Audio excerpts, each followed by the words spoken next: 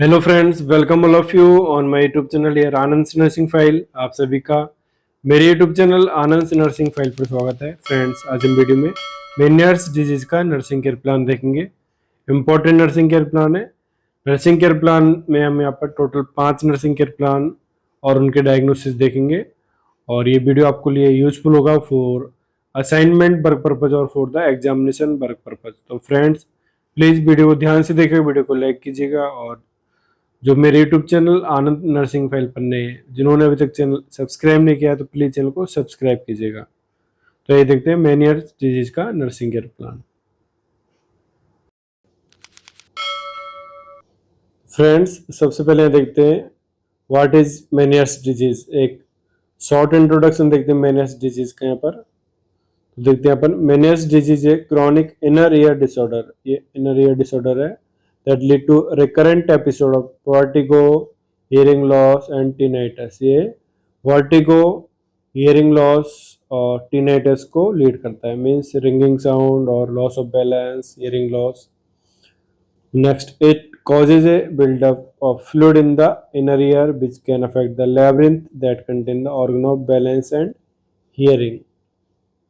तो ये था शॉर्ट इंट्रोडक्शन मेनियर्स डिजीज का। नेक्स्ट देखते हैं जो हमारा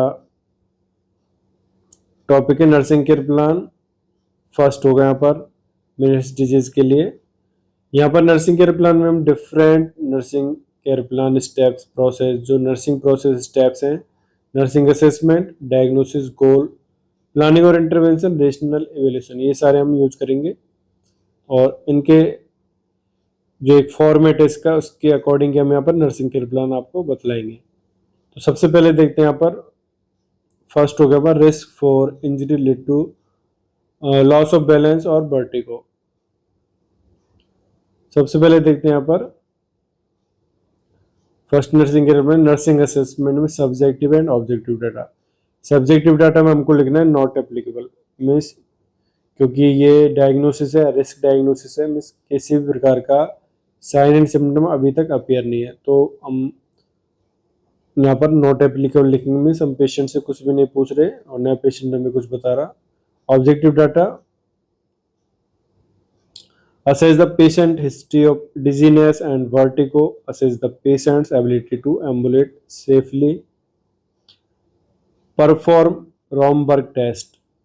ऑब्जेक्टिव डाटा जिसको हम ऑब्जर्व करते हैं, मीन्स पेशेंट का वर्टिगो और डिजीनेस का हिस्ट्री देखना है, पेशेंट का एबिलिटी देखना है कि वो ठीक ढंग से चल पा रहा है कि नहीं, और रोमबर्ग टेस्ट हम करके देखेंगे। तो ये सारा असेसमेंट कर सकते हैं यहाँ पर। On the basis of subjective and objective data, we write here the nursing diagnosis here, that is risk for injury related to loss of balance or vertigo। यहाँ पर नर्सिंग डायग्नोसिस है। नेक्स्ट देखते हैं गोल। गोल होगा patient will remain free from any sign of injury. इस patient किसी भी injury से बच्चे, ये हमारा गोल होगा, मीन्स किसी प्रकार की इंजरी पेशेंट को नहीं हो। नेक्स्ट देखते हैं प्लानिंग और इंटरवेंशन, मीन्स क्या क्या इंटरवेंशन हम पेशेंट लिए तैयार करेंगे। और rational means what is the reason behind this intervention, जो इंटरवेंशन हम पेशेंट को देने जा रहे हैं उसके पीछे क्या रीजन है, क्या कारण है, ये देखने यहाँ पर। तो फर्स्ट देखते हैं, फर्स्ट होगा assess the patient for dizziness और वर्टिगो। रेशनल होगा provide baseline data for better intervention. Number second, encourage rest during severe episodes and gradually increase activity। Rest का rest during severe episodes minimizes chances of injury। Number third, encourage the patient to lie down during attack in safe place, put side rail up on bed if the patient in hospital। Rational होगा पर lie downing in safe place and putting side rail up prevent injury to patient। Number fourth, instruct the patient to seek assistance before ambulation due to loss of balance during attack। Rational का assistance will help the patient to ambulate and reduces chances of fall। Number fifth, avoid hazardous activities such as driving, operating heavy machinery, climbing and similar activities until 1 week after symptoms appear। Rational होगा पर hazardous activity may increase the chances of injury। Number six, avoid Sudden movements that may aggravate symptoms, avoid bright lights, TV, and reading during attack. Addition होगा sudden movements and other activities may make symptom worse. These are the different interventions and their rationales. After giving these interventions, we write the evaluation steps for this care plan. तो ये different intervention हम देने के बाद patient का evaluation लिखेंगे. तो यहाँ पर evaluation में लिखना है हमको patient is free from risk for injury. Means अब patient इंजरी के रिस्क से फ्री है. जो हमारा गोल था वो हमने अचीव किया, वो बाई डिफरेंट इंटरवेंशन जो हमने पेशेंट को प्रोवाइड किया. तो इस तरह से केयर प्लान नंबर फर्स्ट को हम कंप्लीट करेंगे. नेक्स्ट देखते हैं nursing care plan number second. Care plan number second हो गया ineffective hearing and communication relative Meniere's disease. देखते इसमें सब्जेक्टिव और ऑब्जेक्टिव डाटा. तो सब्जेक्टिव डाटा होगा पर when asking questions, then patient write on paper about hearing difficulty, and objective data here assess client's hearing ability, decreased ability to hear or perceive sound accurately, alteration or disruption in the ability to accurately perceive or interpret auditory stimuli. On the basis of these subjective and objective data, we write the nursing diagnosis here, that is ineffective hearing and communication related to many diseases. गोल होगा पर to improve hearing and communication. Next लिखना हमको intervention and rational. तो देखते हैं first intervention हो गया पर assess the patient hearing ability and collect baseline information regarding the degree of hearing loss and its impact on communication. Rational होगा helps in early intervention process. Number second, reassure the patient that hearing loss is not permanent and will regain as the infection resolves. Reason होगा to relieve anxiety. Number third होगा nurse should provide calm and quiet environment to patient. Reason होगा it may confuse and irritate the patient. Number fourth, encourage the family member to speak in a loud and clear voice and maintain eye to eye contact with patient during communication. Rational होगा to make communication effective. Number fifth होगा administer prescribed medications, that is antibiotic therapy, ear drops. Rational होगा to eliminate infection and regain hearing. Number six, encourage the alternative means of communication, written message, picture, non-verbal clues. Rational होगा to express feelings and emotions.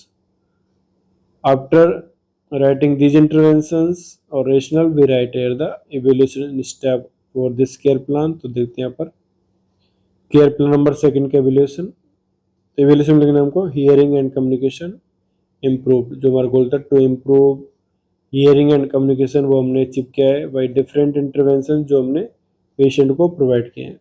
तो इस तरह से nursing care plan number second को complete करते हैं. Next देखते हैं nursing care plan number third for Meniere's disease.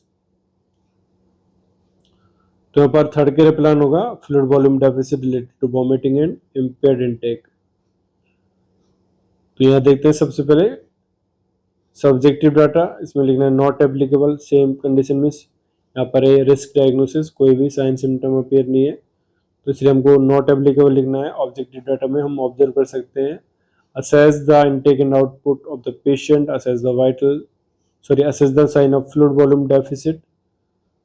After writing these subjective and objective data, we write here the nursing diagnosis on the basis of these data. Here nursing diagnosis is that risk for fluid volume deficit related to vomiting and impaired intake. Means vomiting और impaired intake के कारण patient का fluid volume deficit का risk है. तो goal हो गया यहाँ पर to maintain normal fluid volume. Patient का हमको फ्लूइड वॉल्यूम मेंटेन रखना है. तो इसके लिए इंटरवेंशन देखते हैं. इंटरवेंशन फर्स्ट होगा पर assess intake and output of the patient. Rational का provide baseline data for better intervention. Number second, increase the fluid and small feeding while patient feeling better. Rational होगा fluid and small feeding help to maintain fluid volume. Number third, patients are advised to avoid caffeine, alcohol and tobacco as well as Chocolate must also be eliminated from the diet. Rational होगा all of which can aggravate symptoms of Meniere's disease. Number 4, encourage the patient to avoid smoking. Rational होगा smoking constrict and reduce blood flow to the tiny blood vessels which nourish the inner ear nerves endings. Number 5, most patients are advised to adopt a low sodium diet, typically 1 to 2 grams per day. Avoid olive pickled food, chips, and some cheeses.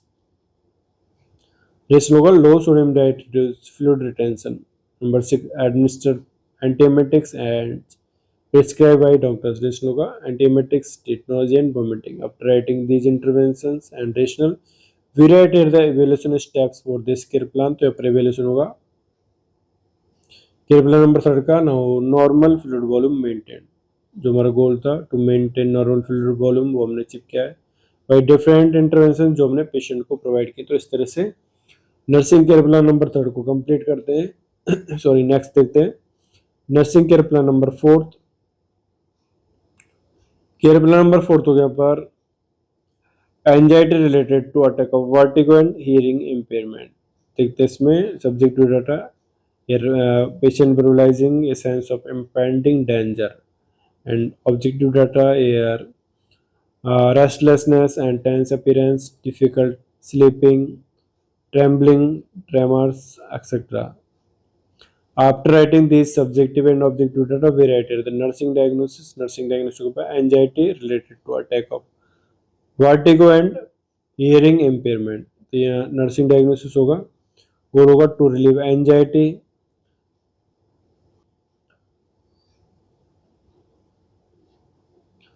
Intervention देखते हैं first assess the patient's anxiety level and identify the coping skills this look to plan therapeutic interventions for relieving anxiety. Number 2, prepare a health education plan on disease that is Meniere's causes, symptoms, mainly vertigo and treatment. प्रश्न होगा to gain in knowledge and relieve anxiety. Number 3, during acute episode of disease, provide complete bed rest to the patient and avoid sudden head movement and changing position.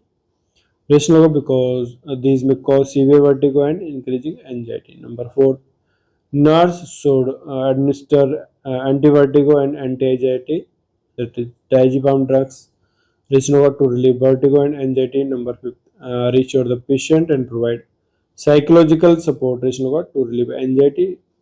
Number 6, establish a therapeutic communication with patient and allow to ask questions about disease causes and its treatment. Let's look at to increase anxiety. Number 7, listen the patient attentively and clear out all doubts. Let's look at to reduce anxiety. And number 8, encourage the patient to for stress management technique like mental relaxation, meditation, yoga, etc. Let's look at to relieve anxiety. After writing these interventions or rational for each interventions, we write the nursing evaluation steps for this care plan. तो care plan 4 का evaluation हो गया यहाँ पर now patient feel relax and anxiety relieved. हमारा goal था to relieve anxiety हमने achieve किया बाई डिफरेंट इंटरवेंशन जो हमने पेशेंट को प्रोवाइड की। तो इस तरह से नर्सिंग केयर प्लान नंबर 4 को कंप्लीट करते हैं। नेक्स्ट देखते हैं nursing care plan number 5। Care plan number 5 हो गया यहाँ पर self care deficit related to attack of vertigo and ataxia और डिजीज कंडीशन। देखते हैं इसमें subjective data patient verbalize that I am feeling difficult in doing activities and objective data here assess the patient ability to perform self-care activities, patient having difficulty in doing activity. Next देखते हैं nursing diagnosis. On the basis of these data we write here the nursing diagnosis here self-care deficit related to attack of vertigo and ataxia or disease condition. गोल होगा patient will be able to perform self-care activities. Intervention देखते हैं first assess the patient ability to perform self-care activities and level of assistance required. This helps in early intervention process. Number 2, bedside drill up and instruct not to get up from bed without assistance. This to prevent fall and injury. Number 3, provide assistance to patient ambulation and performing self-care activities like bathing, toileting, etc. This to provide support in activities of daily living. Number 4, after passing acute episode, nurse should encourage the patient to perform self-care activities. Rest होगा self in self-care activities. Number 5, maintain or advise the patient to maintain a balance between activity and rest. Rest होगा to avoid fatigue and dizziness. Number 6, encourage the patient to increase activity level with or without assistive devices. Rest होगा to improve balance. After writing these interventions, we rated the evaluation steps for this care plan और care plan number 5 तो evolution देखते हैं यहाँ पर now patient doing self care activities well than before जो हमारा goal था patient will able to perform self care activities वो हमने चिप किया है by different interventions तो इस तरह से केयर प्लान नंबर 5 को कंप्लीट करते हैं और ये थे हमारे यहाँ पर मेनियर्स डिजीज का नर्सिंग केयर प्लान्स और उनके डायग्नोसिस।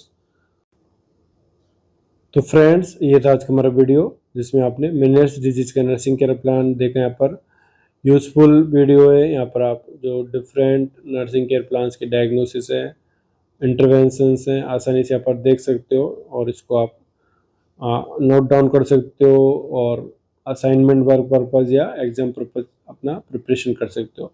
तो फ्रेंड्स आपको यदि वीडियो अच्छा लगा तो वीडियो को लाइक कीजिएगा, वीडियो को शेयर कीजिएगा और जिन्होंने अभी तक मेरा यूट्यूब चैनल आनंद नर्सिंग फाइल सब्सक्राइब नहीं किया तो प्लीज़ चैनल को सब्सक्राइब कीजिएगा। Thank you.